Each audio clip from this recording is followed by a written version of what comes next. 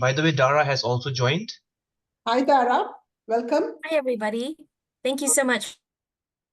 We're looking forward. Is Valérie joining us? Unfortunately, Valérie is feeling unwell and really sends her apologies and would be happy to share more on the knowledge management side of things another time. She's usually not one to do this, but today she's exceptionally unwell and won't be able to make it and sends her apologies. So do you have a presentation, Dara, that you want to put up? Or will you Yes, I'm happy to present. And yeah, we'll be ready to present on the academy side of things for IUCN. Fabulous. Okay, then you can share with us. I think the audience here are really interested in knowing the kind of courses which are either free or paid available that IUCN Academy provides. So that's exactly the brief that I had given Valérie also when I spoke to her. So if you can give us some more information on that, that will be useful, because the audience today are mostly IUCN CEC members in South and Southeast Asia. Most of them obviously are Indian, but there are more from the region also. Plus, there are some academicians, teachers, and professors in the conservation sector. Plus, we have few students who are interested in following up with careers in this sector. So this is what your audience are, just for your information. So can we start it officially, ma'am? Yes, we can. We should now. And we will be going live on Facebook, also CMS Vatavaran Facebook profile also. Okay. Fabulous. Should we start? Sure. Yes, please. Go ahead. Okay. Welcome, everyone. Hello. This is Vasanti, the Center for Media Studies in Delhi, and it's an absolute pleasure to welcome such an wide variety of participants to a webinar which is very close to all of our hearts. And I think the future will be determined by what kind of green skills we kind of introduce to everyone around us. So I'm very happy that on very close to March 8th, Women's Day, that we are doing this particular discussion on green skills and gender equity in conservation, bridging the knowledge gap. And I'm very happy to say that I have not only very eminent speakers, Dr. Balakrishna Pisupati, who is the UNEP India head, and Dara from IUCN Academy, talking to us about this. But we also have a very wide variety of IUCN's Commission on Education and Communication Professionals from South and Southeast Asia region, mostly Indian, of course, because we have many more members from this region, but also academicians, which is teachers and faculty in the sector who are working in the sector, and also some students who want to make career in this sector. So as we go, we will have many more questions, and I hope we will interact with some of the participants here. But I think we'll follow the protocol and go as per the program. Let me first start with who's organizing this and why. So let me start by explaining what is this Commission on Education and Communication. I think many people here may not know, some of you may not know what this commission is. It's a commission which is an independent network of professionals working in the conservation space. And it's a very important commission of the IUCN, and I have been part of this commission since 2013, and I can tell you it's a very exciting place to be, because to learn and share of what we are doing and telling each other. Anybody who's interested in becoming a member, it's very simple. All you have to write to us and follow. You can go to the website and see how you become a member and apply for it. And you can become a part of this network and see how you can not only share what you do, but also learn from others in the sector. The other colleague with whom we are doing this webinar today is CMS Vatavaran. For those again who are new to this, CMS Vatavaran has been a green movement that we started in 2001, and it is actually started as a film festival, but has grown to a larger thing as a green movement. Today, our mission is to nurture stewards and leaders of planetary well-being through impact storytelling, conservation forums, and skilled accelerator programs. So I'm very happy that together we are doing this, and I want to take this moment to thank my colleagues Sabyasachi, Kencho, Preeti, Dipender, and Zia too, who have put together all this program for us. Um, Moving forward, I think most of you know what the program is because this is what was promoted and advertised and shared with all of you. I think we do not have Valérie with us because she's unwell. As you can see, even I am not very well, so please excuse me if I do sneeze in between. But I'm glad to be here, and I didn't want to miss this for any other reason. I met Valérie in COP last, and this is when I requested her that we should do a session, especially for CEC and other colleagues in this region, because not many people know what IUCN Academy is all about and what kind of courses are there. And then she said she's happy to do so. And I'm glad that she and her colleague Dara are here today. Valérie, I'm sure Dara will present what Valérie would wanted to say, and we can do a separate session if required later on also, depending on the. But we will start with a fabulous Dr. Bala to give us his inaugural speech, and then later on carry forward the discussion, and we'll have a little time in the end for discussion and open conversation that we can have. That's why we have muted all of you. Just a little bit of housekeeping. All the mics will be off, only the speakers will be on. And second, this is going live on Facebook and it's being recorded just for your information, so that if you should all know about. Okay. Before I pass on to I invite Dr. Bala to give the inaugural speech. Let me just answer a few questions that were coming up in your registration. One was that why are we doing this? What are green skills and why are they important? This keeps coming up all the time in our conversation, and I think though we know about it, we don't speak or understand it enough. But I think in the sector, most people do know that it is an umbrella term that is used for knowledge, behavior, capabilities, and technical skills required to tackle the environmental challenges we face and unlock growth possibilities given the crisis that our planet is going through, the triple planetary crisis, as they call, which is pollution, climate change, and biodiversity loss. So given all these crises, how and what we can do, and I think green skills is a very important action or a strategy that we all think will be essential skill in the future. As you can see, I was just going through to prepare for this, and I was shocked to see that already studies are being done on this. And LinkedIn study in 2024 already predicts that 2 in every 5 jobs by 2050 will require green skills. So obviously, we need to prepare for it right now, and in fact, more the better.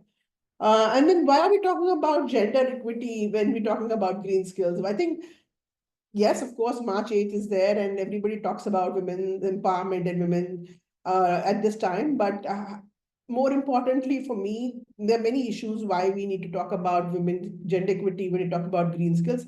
One, certainly because they are underrepresented in the labor market. Yeah, I'm happy to see so many women on this panel, but yet I think in the sector itself, we do not see them well represented, and they're underpaid and undervalued in the labor market. Especially in South Asia, we're very familiar with that. I mean, in fact, the lowest women workforce and female labor is in Asia. So we all know that it is something that is a concern for all of us. And I can also share with you that some studies here are saying that green skills, which are supposed to be, there's a gender disparity in that. Men, for example, 17% men male workforce have green skills, and up to not even 7% of women are prepared or have green skills in the current situation. Things like that are popping up. So I didn't write about it because I don't know how authentic they are, but they're important to be actually noted to see the disparity that exists even today.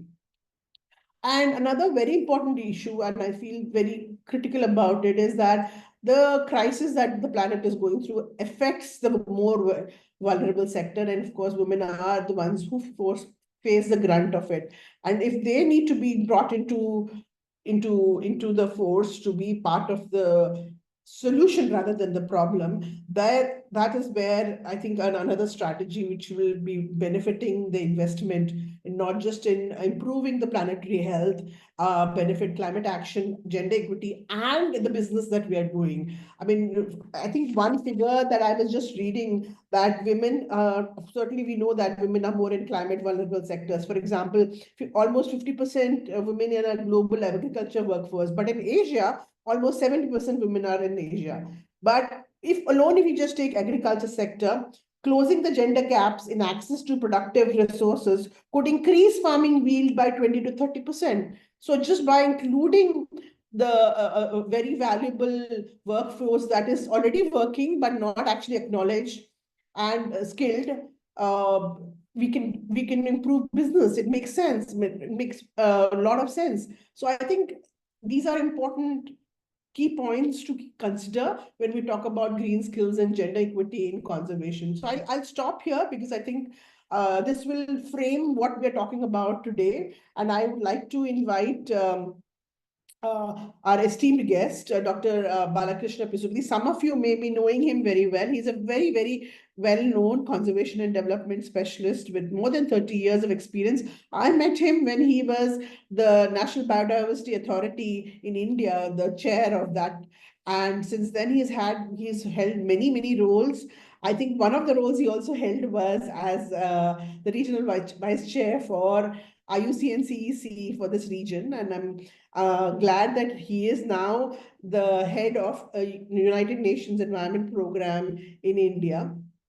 But he's also a well-known, science policy scientist, and he's done a lot of work in biosynthetics, if I understand, and he's published heavily in many, many, many issues in environment and development sector. So thank you very once again, Dr. Bala, and we like to call him Dr. Bala very fondly because he's such a friendly and affectionate person. So anytime we meet him, he never says no. He never says we don't have time. He's always available to all of us. So thank you very much for your open and cooperative way that you encourage all of us.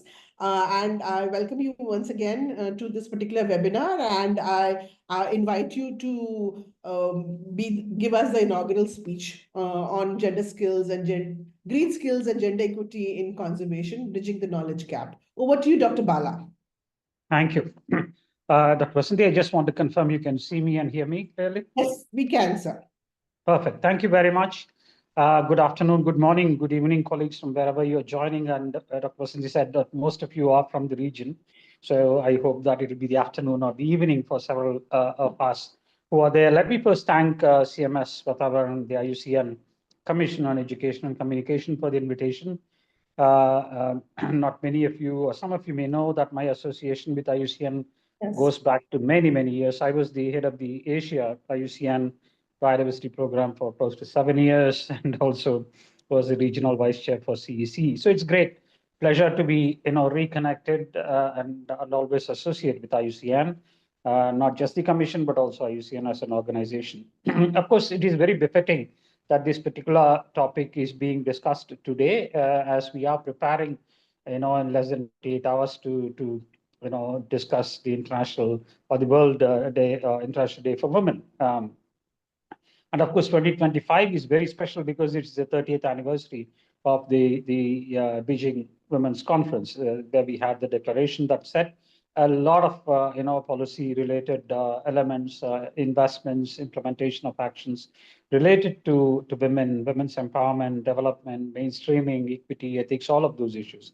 So certainly, it's a very important year, and from UN, in fact, Tomorrow we have a big event, which is led by UN Women in India, but a lot of UN agencies are part of it. So it's a great pleasure, to be here today and share a few thoughts. I know just a few days ago, I was reading a very, very interesting book, which is called The Psychology of Money. I don't know how many of you have read it. It's by Morgan Housel. And the reason I'm sort of bringing or remembering this book was that it's a very interesting snippet there, which actually, to an extent, completely sums up the role of girl, the role of female, the role of women in terms of development, in terms of resource management at all levels, household level, national level, international level. And that particular, quote from the book goes as, controlling your time is the highest dividend money can pay. The reason I'm mentioning is that for those of us who work on gender-related issues, women's empowerment, skilling, and all of it, we all know that the best managers of time are always women. Their ability to manage all parts of their life, the personal, the professional, all of it is something, where I can completely associate with this particular quote from the book, The Psychology of Money. But having said that, it's also important to understand that still we are in a world where things are very unequal. In fact, the Director General of the International Labour Organization was here about 10 days ago. We had a lunch meeting with him. And one or two of the issues that we discussed on top of others was that how do we bridge the skill gap? Because we know that there is a gap. We know that there are opportunities. But then there are a number of challenges as well. But if you're going to be looking at environment, if you're going to be looking at green skills, if you're going to be looking at green jobs, all of it, unfortunately, it is not just in developing countries or countries which are in transition where we have challenges of having more women a part of these discourses, entrepreneurial sort of skills and all of it.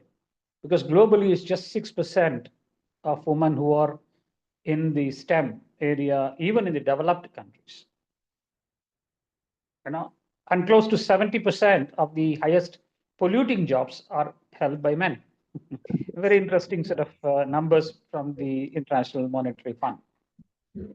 So certainly we are discussing a number of these in the context of how do we better the skills, how do we sort of empower, how do we provide that capacity for women and youth in terms of positioning themselves for the future of job markets, for developing their careers, contributing to sustainable development, contributing to household development and all of it. But the biggest advantage that women bring to this discourse, on top of a lot of other things that they're very capable of, is their ability to manage time. Because that to me is one of the best assets that we need to actually use to invest in terms of moving forward on skilling, on entrepreneurial development, on job creation, and all of it. And during the discussions with the head of the International Labour Organization, there was also a question that said that given the dynamic of how the job market is changing, given the dynamic of how careers are being redefined and then defined, honestly, a lot of us do not even know what kind of jobs will exist 5 years, 10 years down the line. I famously quote at least one, of such discussions I've had way back in 2016, which is almost 9 years ago, was at that time we were discussing about some very new kinds of job opportunities that may come to the market. And one of them at that time was called a possibility of having drone traffic managers. And this actually was a panel discussion that was led by the Prime Minister of Malaysia. And a lot of people in the room actually were very surprised to hear, because in 2016, nobody thought that it will be a kind of an important job that can create opportunities for youngsters, for youth, both men and women.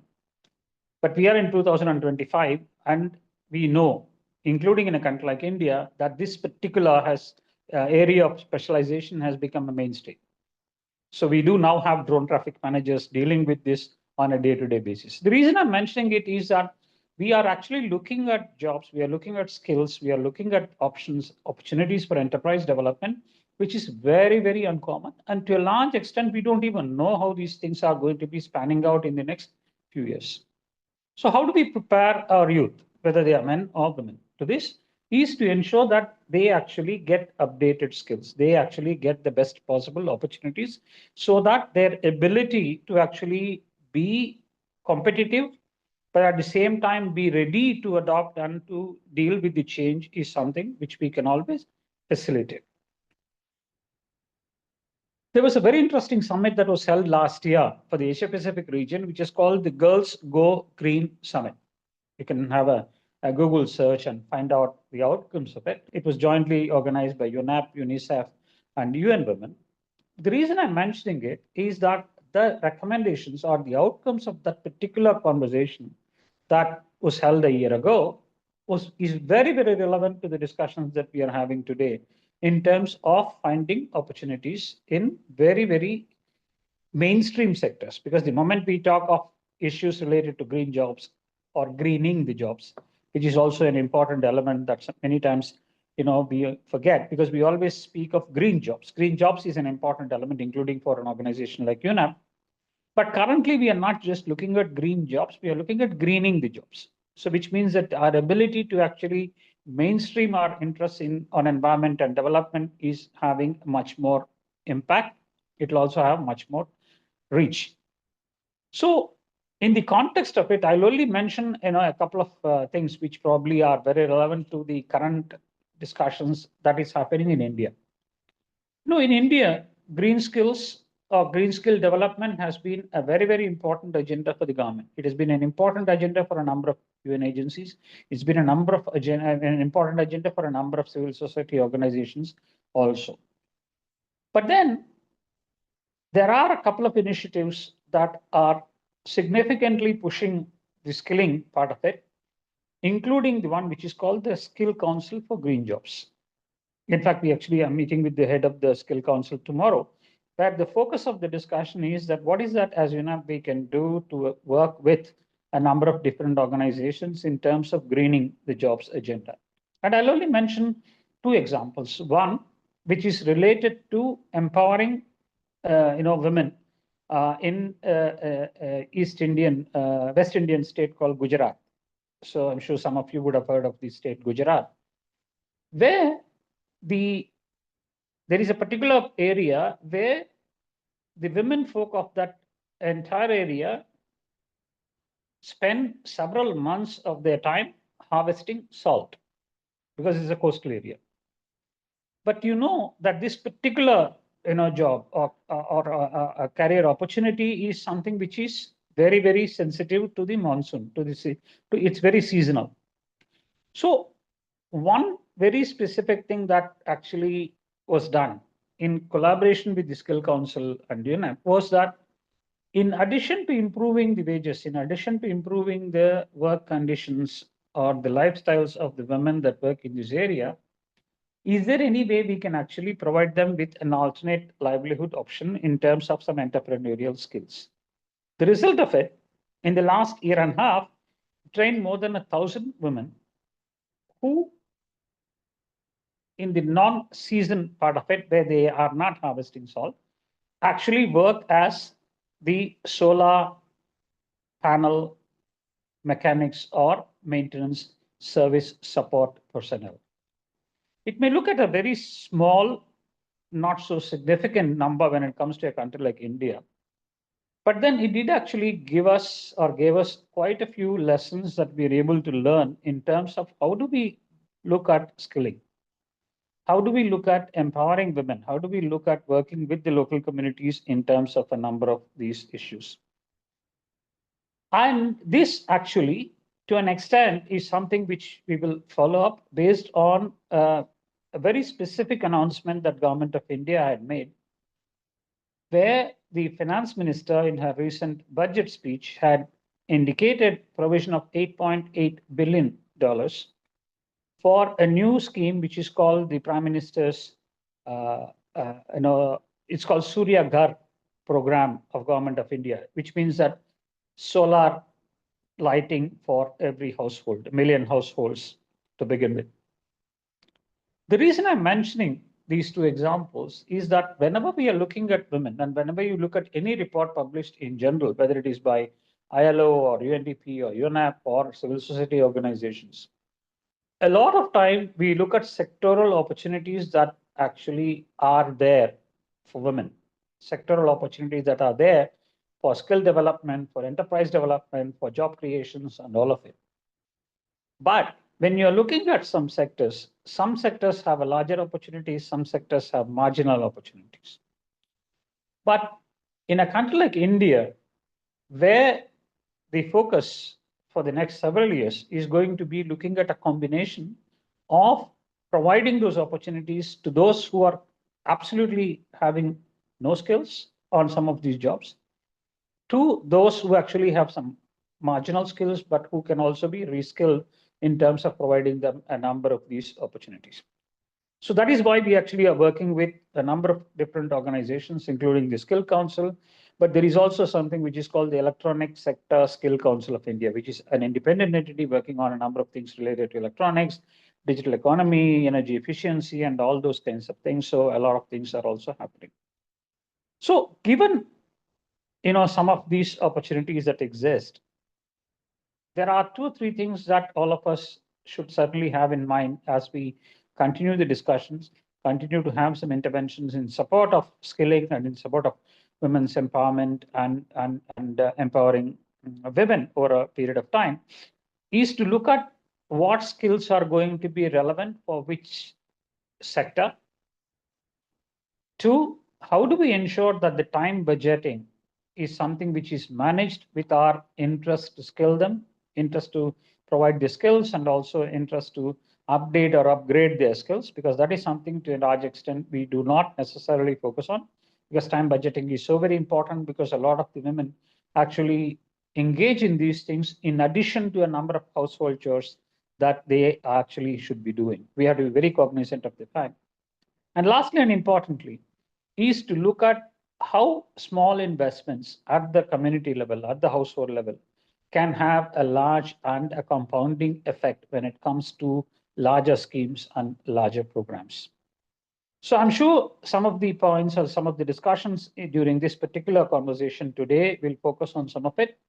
But from UNEP, at least in India, which is also a global agenda for UNEP, but in India, we actually are looking at addressing some of these opportunities, but also minimizing the challenges that a lot of women face in terms of dealing with empowerment, dealing with enterprise-friendly opportunities, but also ensuring that their local livelihoods are better and improved from where we started.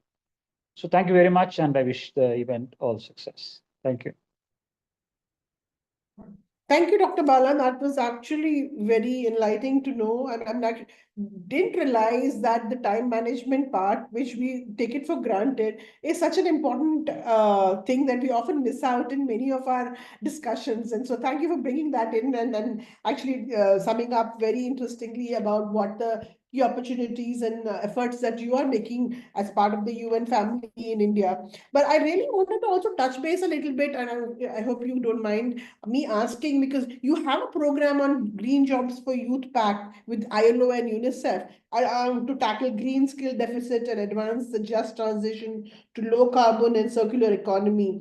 I mean, I know that you're doing some amazing work there. Do you think there is an opportunity for example, all the discussants and the participants in this particular program, how can they contribute, join, or participate in such an endeavor? No, thank you for asking. It was just about less than 15 minutes before I joined this call.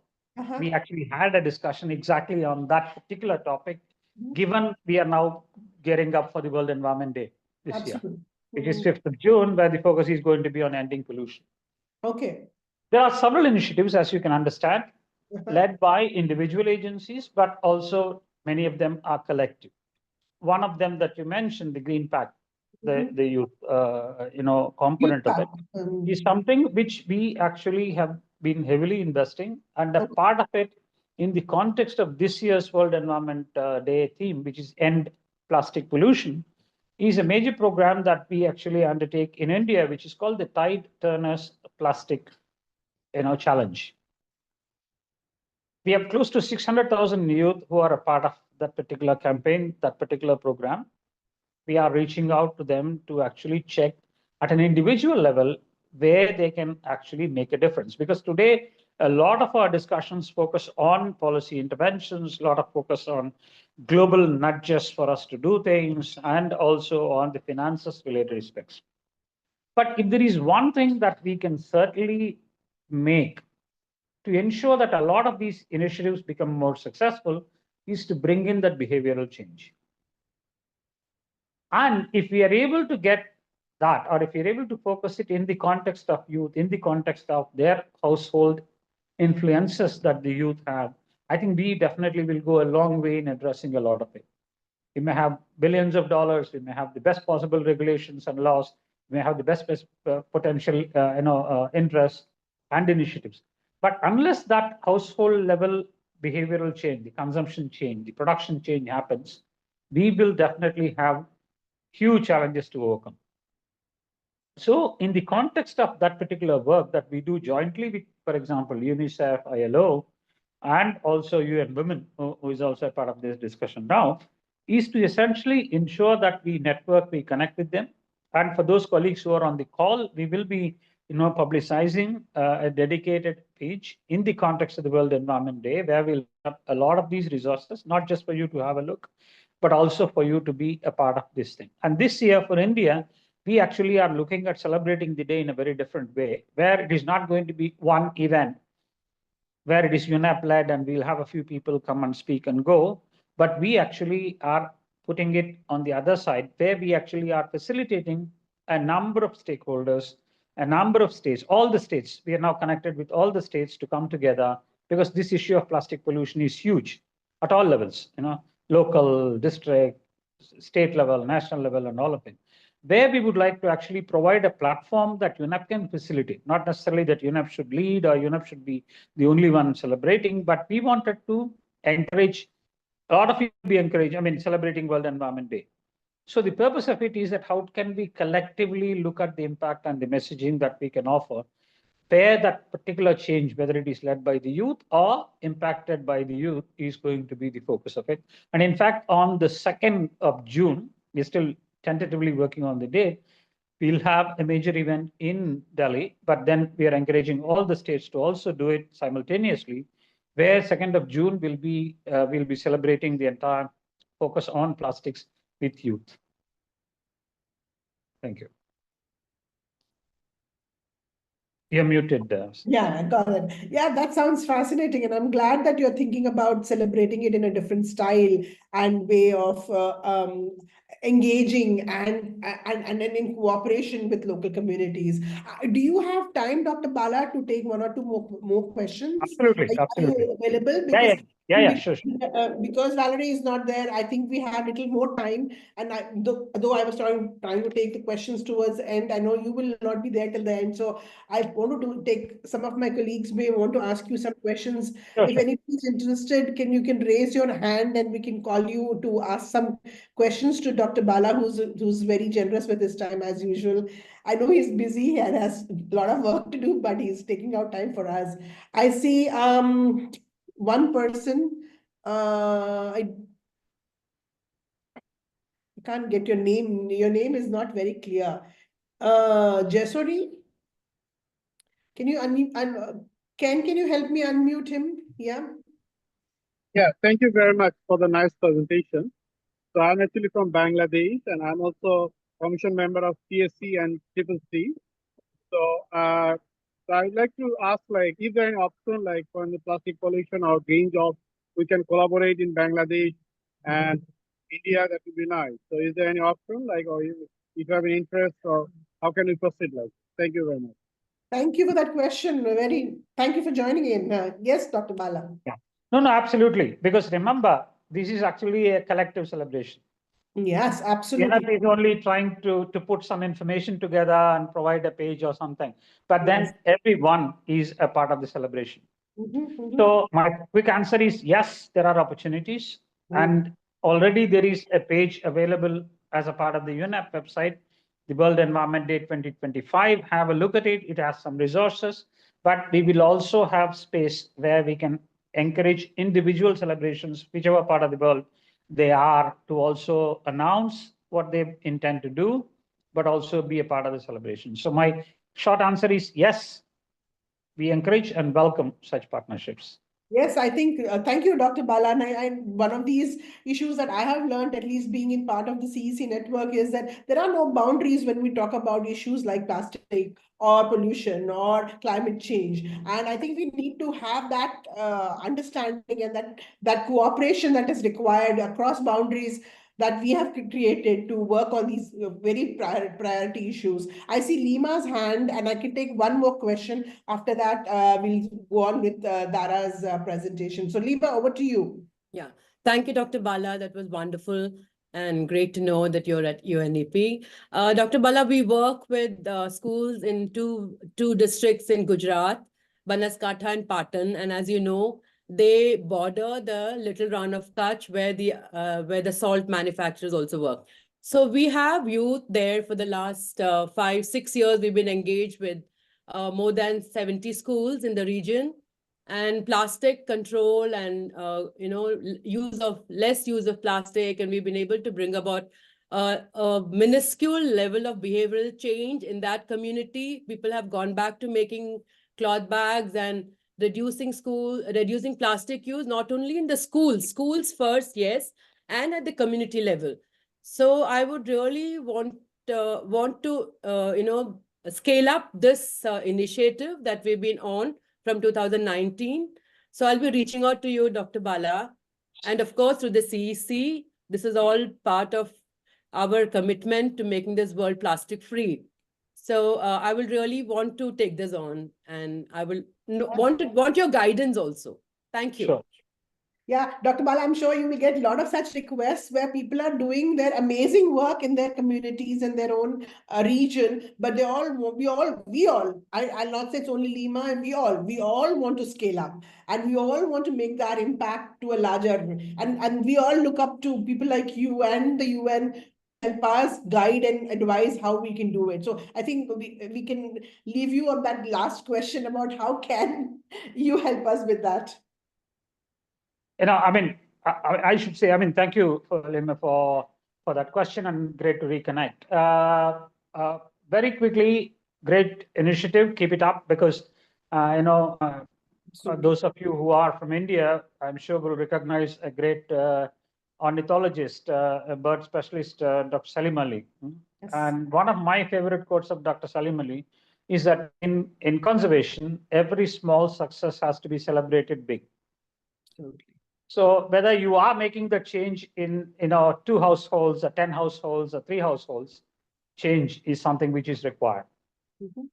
But what we all collectively need to do is that how do we raise the impact and influence of some small changes that are happening at the household level, can be scaled up to community level, can be scaled up to village, district, and move forward. So from UNEP, we'll be more than happy. Please do let me know where we can come in. But it is also a good idea, because that's what really sort of gives me great inspiration. Always I look to India for a lot of inspiration, is that the number of things that are happening in this country is amazing.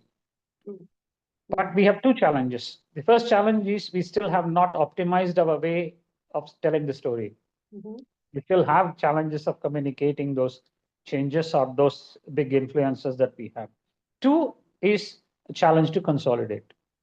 How do we come together? That is the reason, as I mentioned, for this year, we actually are not saying that this is what UNEP will do for World Environment Day, but this year we are going to say that this is what India will do, or people in India will do to actually deal with plastics and ending plastic pollution in India. So please do reach out, and we'll be more than happy to continue the conversation. Thank you so much, Dr. Bala. That was very inspiring also. And I think it leaves us a very good way to move on to the next part of this particular program. But I must say that you've left us with very key important messages. One certainly of about when we are all working in the conservation sector, and we're all interested in influeing a way that we are doing, but optimizing the way we tell our story and consolidating our stories and efforts which can have a larger impact, A, with cooperation, and B, learning and sharing with each other. I think networks like CEC certainly help there. And I think that's another area where we're happy as a network to collaborate with UNEP in any way possible. So thank you very much once again. And we have a long UNEP and Dr. Bala and CEC already has a good relationship with your experience and your position earlier. So we hope that we can continue with that dialogue and that discussion. Thank you, Dr. Bala, once again for coming today, and happy Women's Day to you also in advance. And hopefully in the future, we will talk a little bit more about what more has India done and this region done for promoting green skills and gender equity in this particular region. So with that, I'd like to thank you, Dr. Bala. Bye. With that, let me move on to my presentation that yeah, so we had Dr. Bala present, and that was actually an interesting. Thank you for all the questions also.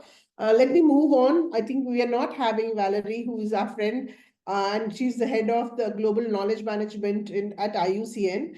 And she's the one who launched IUCN Academy 2021 along with Sean. Some of you know Sean, who heads the CEC as the chair. And I think with her conversations and COP led me to have this particular discussion where I wanted her and her colleagues to present what the IUCN Academy has as an opportunity for professionals who are interested in contributing in the sector or already working in the sector and want to do more. And that's why she gave this date. Unfortunately, she's unwell, so she's not able to join us today. But I'm happy Dara is joining us, and Dara Lee is the manager at IUCN Academy, where she oversees the Academy's learning programs and operations.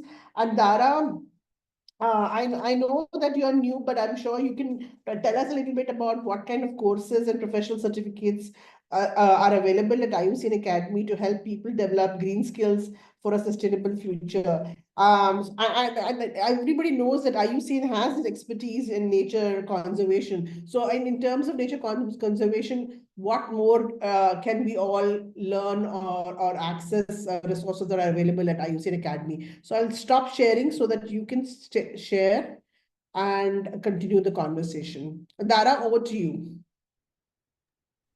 Thank you so much, Vasanti, and thank you for the kind invitation to this very important meeting. And thank you also to Dr. Bala for his amazing opening remarks. I feel personally more inspired to do more after hearing those wonderful words and remarks. And yeah, it's an honor to be here. Yeah, so as Vasanti had kindly introduced, my name is Dara Lee, and I'm a manager at the IUCN Academy. The IUCN Academy aims to harness the expertise and knowledge of the IUCN, its whole union, to support individuals in their conservation efforts. And if I just share my screen here, perhaps you'll indulge me in some time to share a little bit more about who we are. Just checking that you can see my screen. Perfect. All right. So yes, IUCN Academy. You can find us at iucnacademy.org. We are an online learning platform and broader education services related to nature conservation. If I go to the next slide, just a little bit about us. We harness the IUCN expertise of its unions, members, commissions, and all its stakeholders to build capacities through hybrid training. So on both in instructor-led synchronous sessions and self-paced courses on the knowledge, skills, and tools required to tackle environmental challenges. To date, we have over 12,000 registered participants from over 60 countries, and they are all taking a wide range of both free and paid professional courses, which I'll get into in a minute.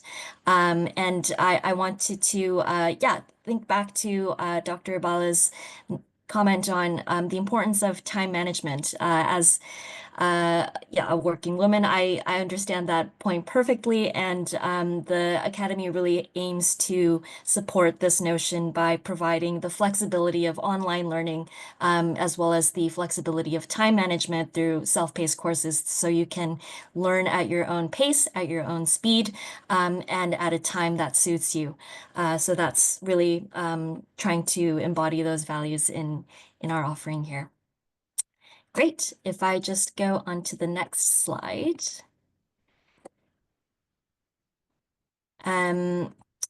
We offer, yes, as I mentioned, 2 modes of learning. First is expert-led, which means that you have a live virtual instructor amongst our global experts and conservationists who bring their real world experience to you.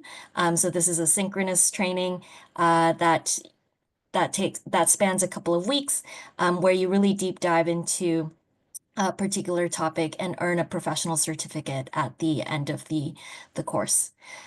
We also have flexible learning options. So you can access our courses from anywhere in the world and grab the opportunity to collaborate with a diverse cohort of participants through the virtual forums that we sometimes incorporate into our self-paced courses. And if I just move on to the next slide here, I'll share a little bit about our professional courses now, which are instructor expert led. They aim to equip participants with the knowledge and skills they need to build the next steps in their career. So if you're thinking about advancing your conservation and nature related knowledge, or if you're just getting started in this area, there's something for you with regards to whichever stage of development you're at with regards to your nature related career. Currently, we offer 3 professional certificates in a hybrid format of live sessions, self-paced learning, individual assignments, and group assignments that really bring to life the learnings that you're going to be embarking on. So I think also we really pride ourselves in the fact that our assignments and group work are really catered to bring the education to a practical real world application. So you're not just passively learning by listening to an instructor, you're actually going to be diving deep into the content areas and conducting different assessments and research opportunities related to that work, which of course we will provide expert feedback on so that you can learn from those experiences as well. And upon completion of professional courses, of the professional certificate courses, you receive a professional certificate validating your knowledge in the field at the very end. So a little bit about the different topics of professional courses we have available. The first is a professional certificate on measuring and monitoring urban nature. So as urban areas expand, cities face increasing challenges in tracking and managing their environmental impacts. And the IUCN developed the Urban Nature Indexes, which is a standardized system designed to provide a holistic view of a city's impact on nature. And this was an extensive consultation that took place with a team of consultants at the Urban Biodiversity Hub, along with 30 experts drawn from different IUCN members and commissions, with representatives of over 26 local governments. And the course here enables you to connect with different content experts related to urban nature, to really use the urban nature indexes in a practical way to measure and improve urban conservation efforts. The course highlights opportunities to identify threats and opportunities in cities and to liaise with local authorities, communities, and stakeholders to conserve nature within an urban context. And you have a chance to develop holistic approaches to engage communities in conservation with this metric. So you can scan the QR code that you see here on screen to enroll now. Maybe this is a nice point to say that while our professional certificate courses are paid, we have a discount for commission members. So it is a 30% discount applied to commission members over the age of 35. And because we want to really empower our youth to bring the changes that we need to see forward, it's a 50% discount for commission members who are under the age of 35. So hopefully this is an interesting opportunity for you that you can look into. The next professional certificate, which so this discount applies to all of our professional certificates that I'm going to be talking about today. The next one is our certificate on finance for nature.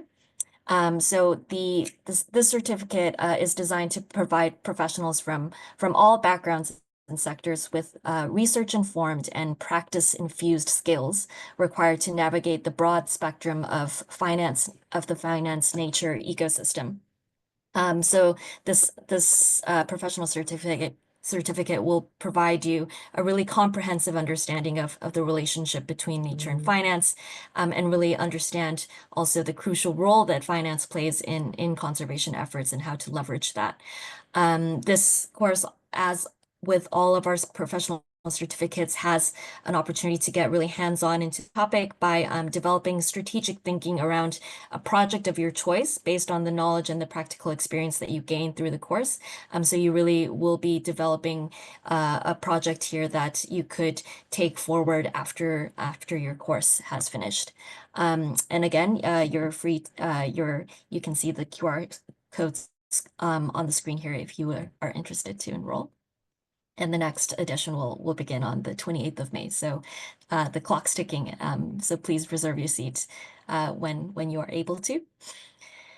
And the third professional certificate we have is on the IUCN Global Standard on Nature-Based Solutions. As some of you may know, the IUCN Global Standard for NBS, or Nature-Based Solutions, guides users to design and implement nature-based solutions in a way that allows nature to deliver its valuable ecosystem services, and it sets very clear benchmarks to measure the progress of NBS projects.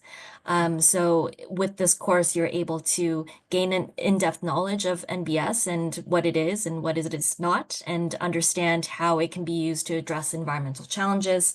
You'll learn from various case studies across different sectors and success stories of NBS initiatives around the world.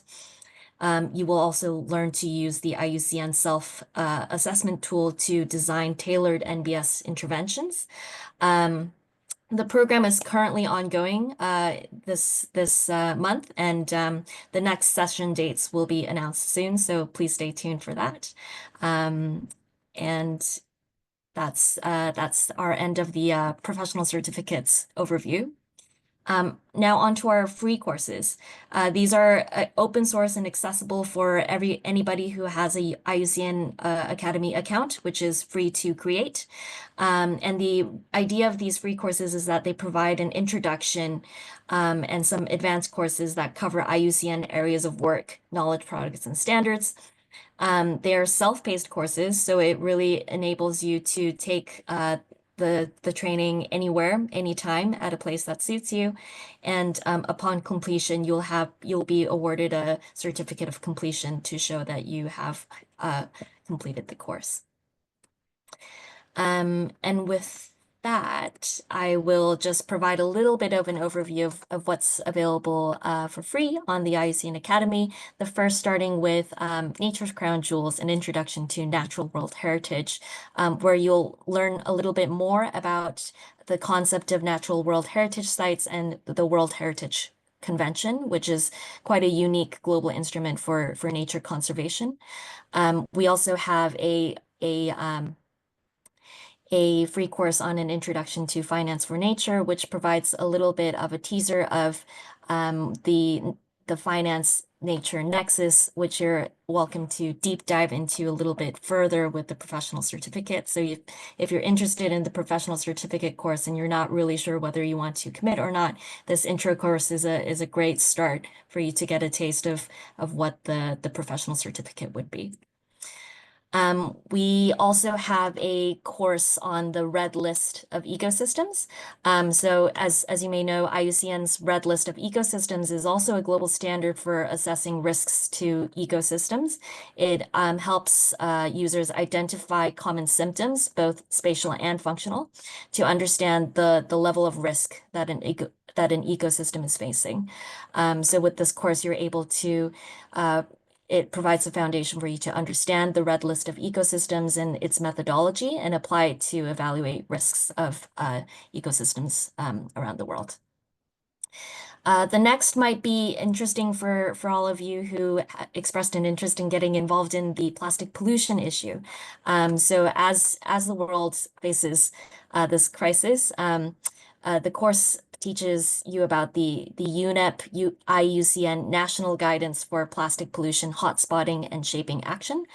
So wonderful that we have Dr. Bala on the call with us to provide this UNEP perspective as well. This is a comprehensive methodology to aid countries, regions, and cities in discerning the types, locations, and causes of plastic leakage into the environment, which, as we know, contributes to pollution in rivers, ocean, and on land. So with this course, you'll learn about conducting plastic pollution assessments and why that's important to understand the scope of the problem, how to use that to guide policy decisions, and ultimately protect the environment from plastic pollution. So that's also available for free on our platform. And we also have a couple of different courses on ecotourism, and that's something that I think when we're thinking about women and their ability to enter into more entrepreneurial roles, this is a really interesting career trajectory for those who live in biodiverse rich areas. I think this concept of ecotourism is such a wonderful way to create a win-win for both economy and environment. So we have a couple of courses here that can help you get started in this field. One on designing an attractive ecotourism itinerary. Building and managing effective partnerships in ecotourism.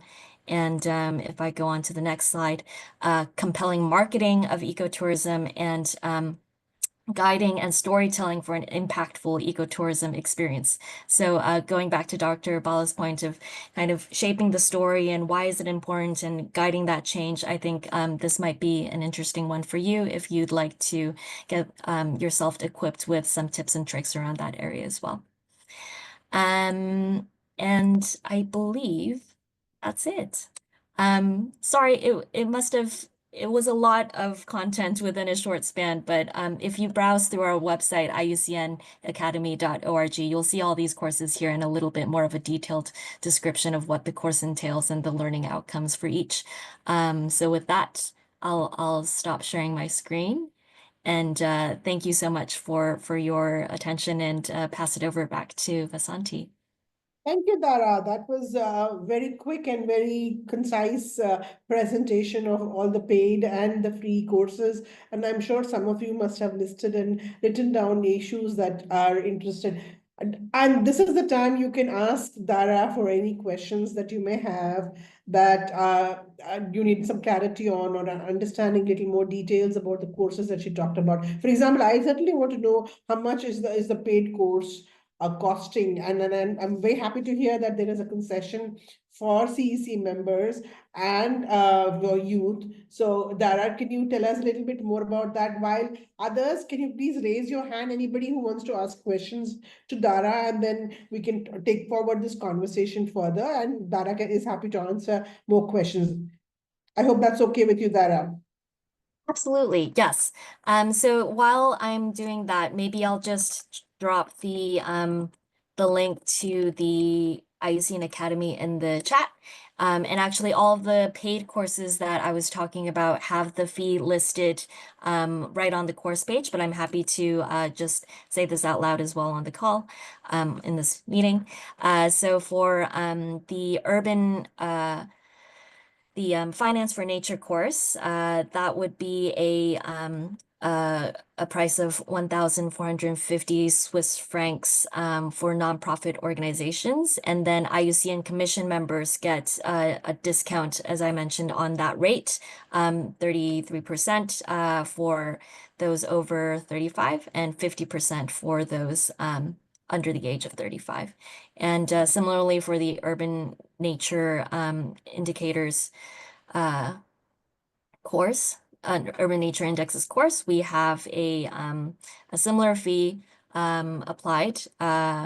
So yeah, happy to answer any further questions on pricing or pricing models. But as I mentioned, the commission members all receive a discount on these fees. Well, fabulous. I'm glad to hear that. I just wanted to know about the cost and pricing, just to know that, because in Southeast Asia, that amount is actually quite huge for us to be able to do that in working in the sector. Having said so, I really am convinced about the free courses that also the IUCN Academy has very meticulously put together. So I'm sure we will take full advantage of that. And I see Dr. Nishant Bharadwaj wanting to ask a question. Dr. Nishant, go ahead. Yeah, thank you so much, ma'am. Am I audible? Yes, you are. So, ma'am, one question I have to Dara, and because I teach in Christ University here, and recently we had one program in collaboration with UNEP, whatever, and also Saraswati sir had gone there. So, I wanted to ask Dara that is there any tailored fit course for the students, like graduate, college going students, because these courses are bit, I found that, are kind of professional courses.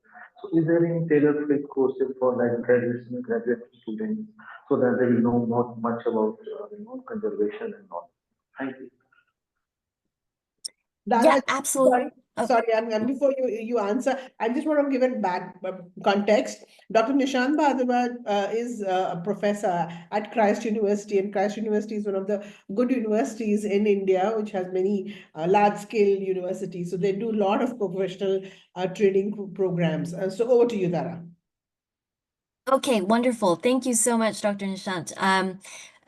In a short answer, most of our courses are also applicable to graduate level students. In terms of the practical assignments, it would be good if they have some years of experience to be able to draw upon to apply the learnings for practical application assignments, etc.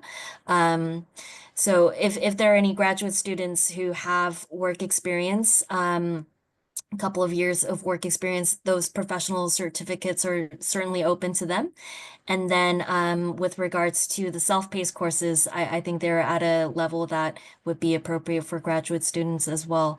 And just to mention, Vasanti, you had just to also build on that point of kind of making the courses more accessible, we also have scholarship opportunities.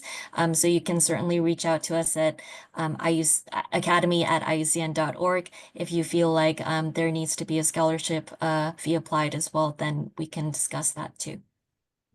Good to hear that. Thank you so much. Thank you, Dr. Nishant. Thank you, Roshni, you had some question. What do you now? Thank you, Vasanti madam. And thank you, Dara. Your presentation was quite concise, yet very clear. I just had one thing in my mind, but I think I'm now clear because Dr. Nishant already asked his query. So my query was actually like only the member organization or the commission members can access to these courses, or anyone who are interested, who want to learn, they can get to access. As I understand, everyone is eligible to join there. Am I right? Yes, these courses are open for anybody. Of course, we would love to welcome our commission members to these courses, which is why there's a preferential rate applied for them. But yes, indeed, these courses are freely available and also provide the general public a little bit of a better insight into the work of the IUCN in a more meaningful way as well, which is And any age bar, like any age bar or any school level student also can get to participate, or any like school level student also could participate, or like there is any age bar, or like they have to complete their school level education, only the graduates Oh, can, I something see. like that? Require Yes. minimum criteria for doing that course. Oh, sure, sure. So for the open access free courses, there's no minimum requirement. If they feel that the content is accessible and relevant to them, anybody is welcome to take those courses. With regards to the professional certificates, just because they provide a little bit more of a deep dive into the content and enable participants to learn from each other. There is a admission requirement to have a couple of years of work experience to apply, and of course to be able to be engage in class discussions in English. So one kind of yeah, requirement is English proficiency there. Yeah. Thank you. Roshni, are you okay with that answer? Roshni is Yeah, I'm okay. Yeah, thank you. Roshni is our member from Nepal.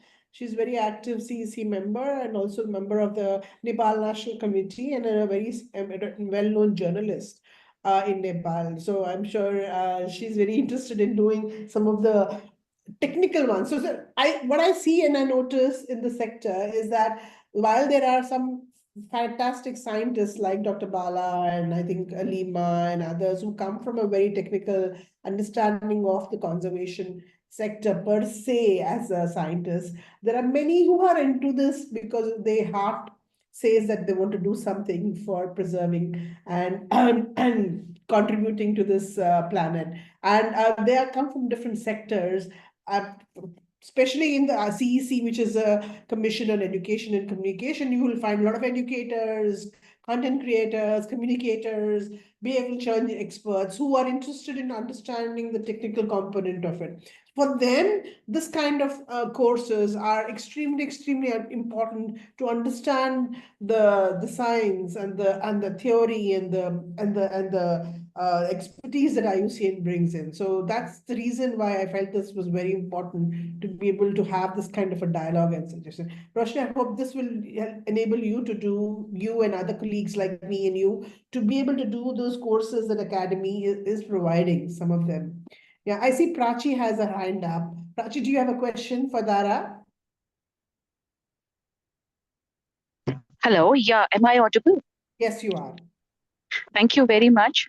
So before I ask the question, I'll just be very brief. I teach environmental sciences to undergraduate students, to almost all the streams, including the ones from humanities and from sciences, to undergraduate students. And I teach in a college which is affiliated to Delhi University. So we have recently gave a proposal for which we received a very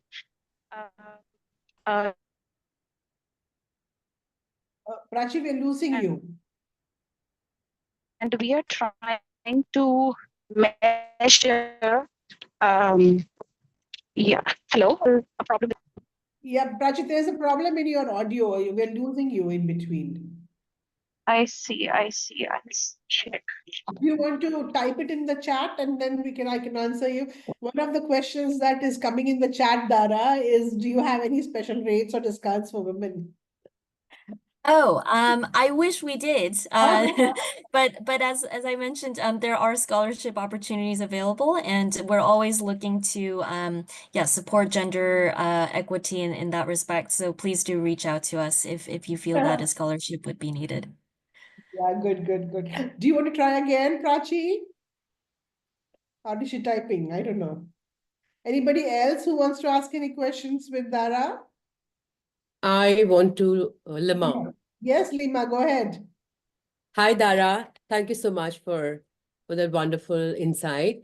My question to you is just like how Dr. Vasanti has said, There are a lot of professionals who would like to contribute to IUCN Academy. How do we showcase our research and be of value to the Academy other than the courses that we want to do? That's one. But there are already these expertise that is available, and how can we link up as IUCN CEC members as well? Is there an opportunity there? Is there a way to go about doing it? You know, sharing our research, sharing our field experiences, our papers, all of that. Absolutely. Yes. So with regards to your first question, to contribute to the IUCN Academy, we are very happy to partnership opportunities. So please do feel free to reach out to us if that would be of interest. And all to say that especially the courses that are instructor led, which have a synchronous learning style like this, where people are on a virtual call together, I think it's a really great way to get your research and insights out there amongst other participants. If you're interested to take a course, that's also something to consider. With regards to the broader engagement opportunities for commission members, I think Valérie would have wanted to share this this platform with you. It's called Panorama. I'm not sure if this is something that you've already heard about, and I'm kind of chattering away about something that you already knew. Dara, please go ahead and talk us Yeah. through Panorama. Okay, great. So this is a wonderful platform that that kind of aims to harness knowledge management and knowledge sharing across different segments of the IUCN. And the idea is that it's a showcase of different solutions and case studies related to nature conservation around the world.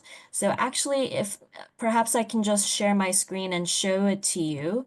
Oh, please do. We do have time, and so I would welcome very much, because as Dima asked a very important question, there is so much not just to learn but to also share, because I think this expertise is very valuable to others in the same sector. And if you are all wanting to contribute in some way, these lessons are very critical. So, and I think Panorama is a fabulous. I know more about it, of course, because of my interaction, but I'm sure all the colleagues here who are joining in would also want to know more. So please go ahead and do so.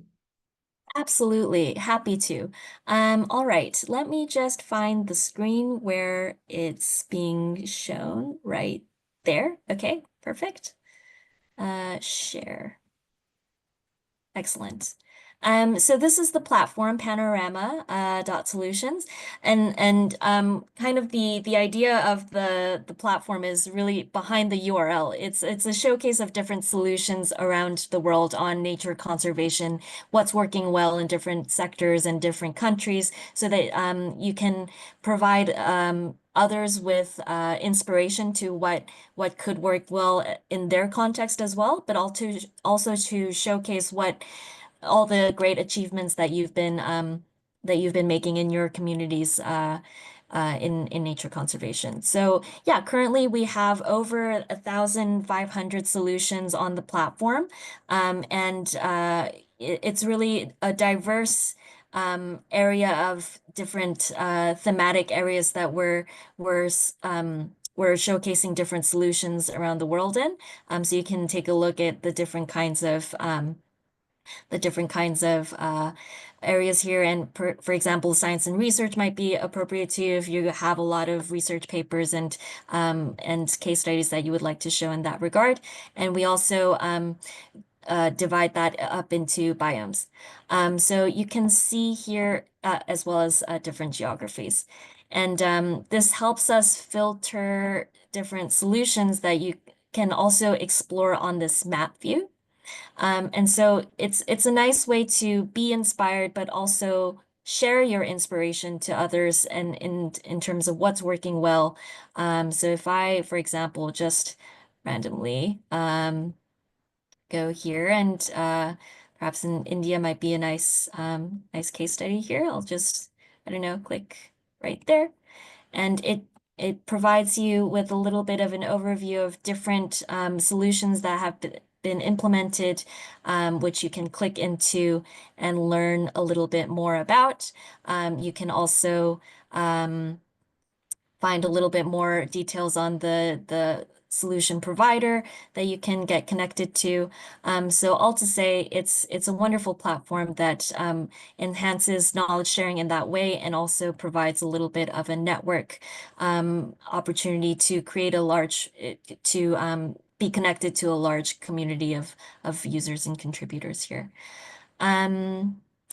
Perhaps I'll pause there and if there are any questions on this, or if there's something that you would like me to share on screen, I'm happy to. Yeah. As I also know, I know that it's very easy to actually feed into this panorama.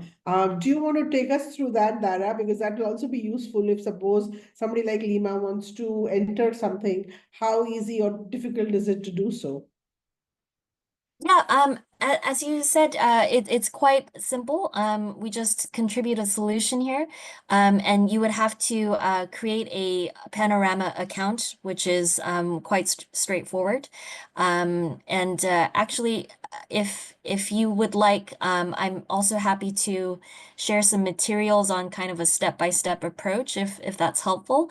It's within our knowledge management unit, but a different department, I'm afraid. So I would love for my colleagues to have a chance to kind of run you through the technical side of things in terms of solution submission, if that's okay.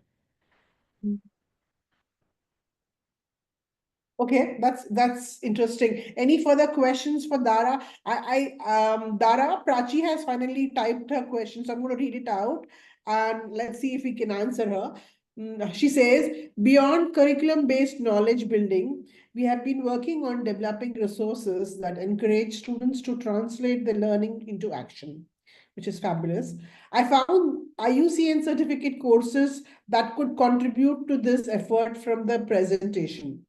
Additionally, we are creating resources along similar lines, incorporating case studies from local and cultural context to enhance relatability. Are there any suggestions to connect with a resource person or an organization that could assist us in developing these materials or guide us on the key parameters to consider while creating them? The other questions that they ask is Mr. Rao is asking, is Panorama interactive? And Usman is asking, how can IUCN's membership and network be leveraged to promote green skills and gender equity in conservation? Okay, I think there are various questions. I just read them out all together. Dara, any question you want to respond, I can also answer, but go ahead, the floor is yours. All right. Well, thank you so much for these questions, everybody. Prachi, if I start with yours, so I understand that you would love to develop some materials for more experiential learning for your students with regards to conservation. I guess, am I understanding that correctly? Yes, and more case studies. How does she develop more case studies which are more contextual that their students can learn experientially then and learn from it? Got it. Well, I believe the CEC has some great papers on developing nature-based education. So I think those are a great starting point. With regards to developing materials or guiding key parameters. I think there are a number of different organizations within the commission who are working on that. So perhaps it would be a wonderful opportunity to just in forums like this to exchange with different commission members and experts and exchange your views on what's working well and what's not. And I also know that there's a couple of solutions on Panorama that might be of interest to you to see what's been working there from an education standpoint. So those are just some initial ideas, which Vasanti, please feel free to jump in at any point. You must know quite a lot about this as well. Yeah, I know, Dara, you're new, but you're quite well informed. So thank you very much for sharing all that. It's very useful to know to all of us. Even I learned a lot. So really excited to know about all the fabulous programs that we have. And thank you for sharing about Panorama. Actually, that's where I also wanted to actually focus a little bit more and to talk about more, because it is a fabulous platform. And yes, it is interactive. I can clearly tell you that. And Prachi, it is a great place for you to actually look at the broad framework of how to do a case study also. It actually provides you with the framework. So you can look at it and see if any of your ongoing work fits into it, and then it'll help you to develop your case study also into it. So, and it's very, very simple to do so. So do not hesitate to go and try doing it. And again, which maybe Dara missed it, is that in IUCN, there are emails and people who are ready to available to help you out with. So if you get caught in some place, all you have to do is write to an email and prompt, you'll get an answer on how to address that. So that way IUCN is quite interactive if you write to the right person, of course.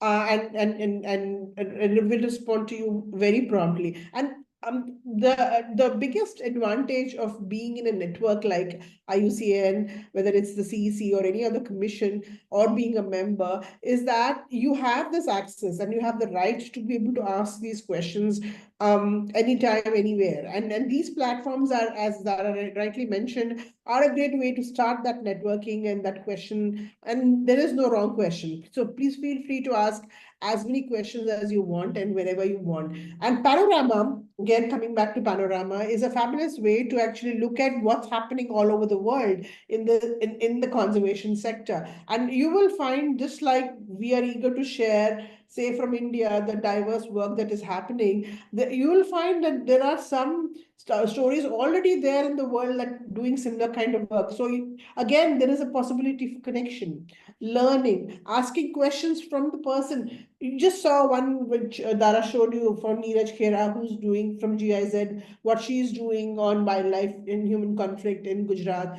And again, you can connect with her and say, I saw you on Panorama, this is what I want to know. And she'll be able to help you out. And for example, other people who are working in that region can also connect with her and continue the dialogue and discussion and collaborate and extend the cooperation that we all need to expand the impact of work that we're doing. So I think this is a fabulous tool.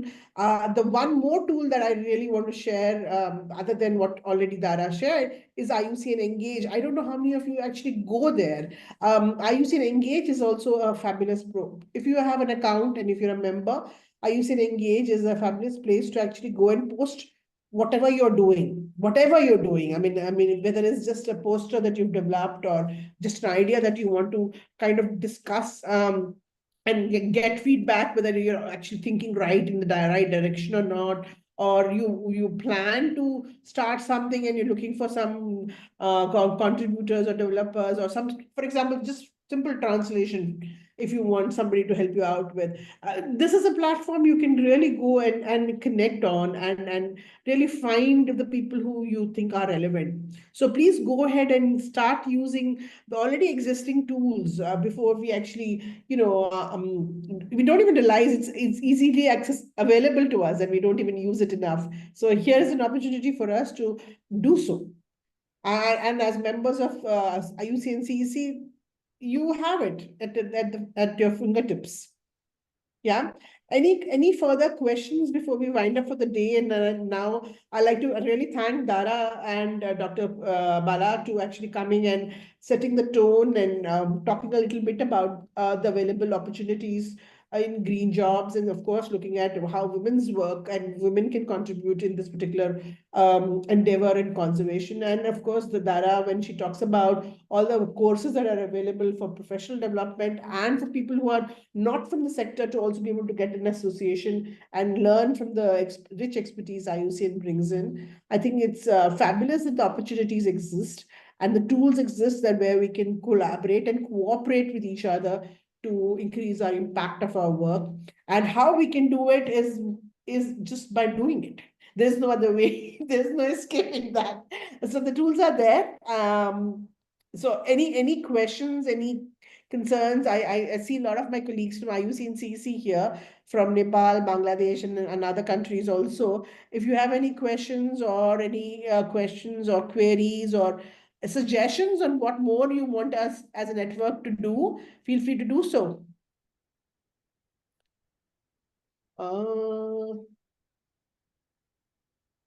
So somebody's asking, what does it take to be a member of CEC?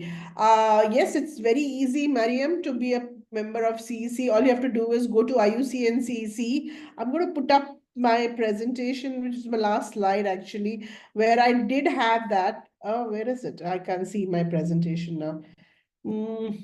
Yeah, here it is. It has the website of all. Can you see my presentation?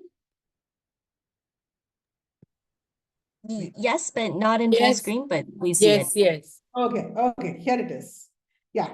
So you can see these websites, and I put in IUCN Academy also there, the UNEP website also, just for your information and ready reference.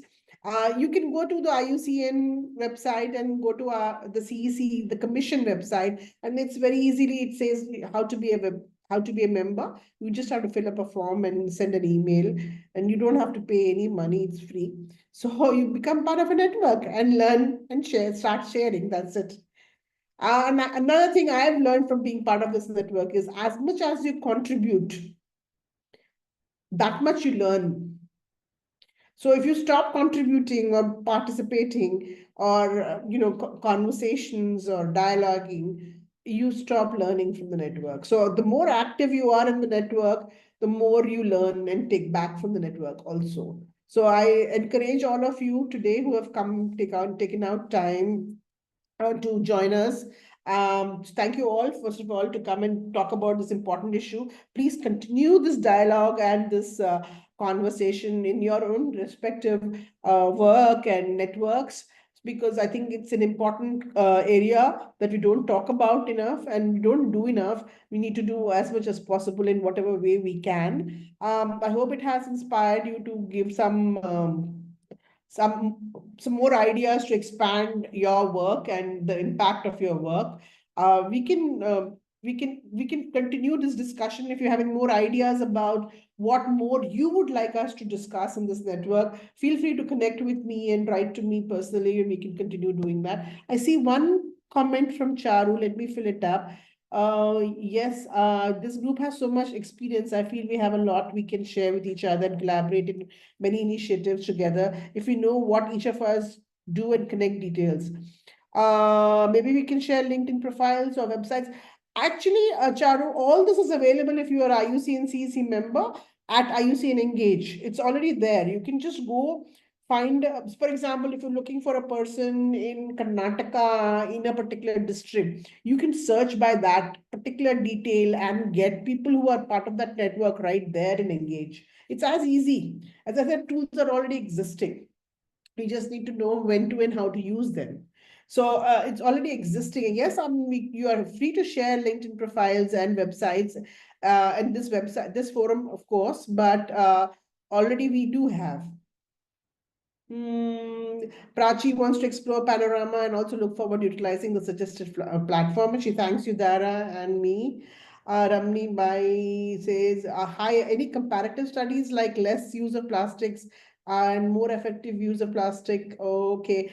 I'm not sure this is the platform for that, but I don't know any of these such studies that have been done. I'm sure some technical people in the group can answer that, Ramni Bai. Yes, yes, we need to engage more with Engage, Lima, and I look forward to all to your feedback also. I think anybody who has participated, if you can just give us a feedback form, fill out the feedback form that my colleagues are putting out in the chat, will be really appreciated. And if you have any suggestions on more such discussions that you want to continue in the future, do not hesitate to write us back. I think with that, we can end the session today. Thank you once again for participating, everyone. Unless anybody has anything very pressing to say, should we say bye-bye?